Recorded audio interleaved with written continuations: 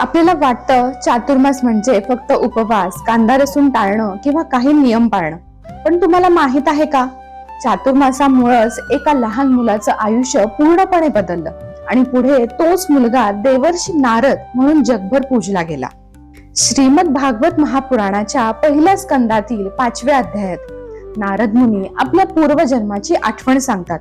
ते सांगतात की पावसाळ्यात म्हणजेच चातुर्मासाच्या काळात अनेक महान ऋषी मुनी एका ठिकाणी राहून तप, साधना, भगवंताचे चिंतन आणि सत्संग करीत असत. त्या काळात मला त्यांच्या सेवेत राहण्याची संधी मिळाली. मी त्यांची सेवा केली, त्यांच्या मुखातून भगवंताच्या कथा ऐकल्या, भागवताचे श्रवण केले आणि त्यांच्या पवित्र सहवासाचा लाभ घेतला.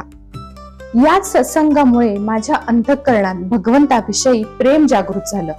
माझ्या जीवनाला नवीन दिशा मिळाली आणि पुढे याच भक्तीमुळे मला देवर्षी नारदाचं स्थान प्राप्त झालं.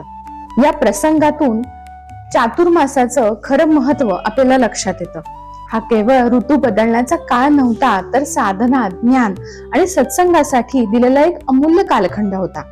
याच परंपरेचा वारसा पुढे आपल्या संतांनी जपला. संत ज्ञानेश्वर महाराज, संत एकनाथ महाराज, संत तुकाराम महाराज आणि समर्थ रामदास स्वामी यांनी नामस्मरण, हरिकथा, भागवत श्रवण, स्वाध्याय आणि सत्संग यांना विशेष महत्व दिलं. म्हणूनच चातुर्मास हा केवळ काही नियम पाळण्याचा काळ नसून आध्यात्मिक साधनेचा उत्सव मानला जातो. रामकृष्ण हरी. नमस्कार.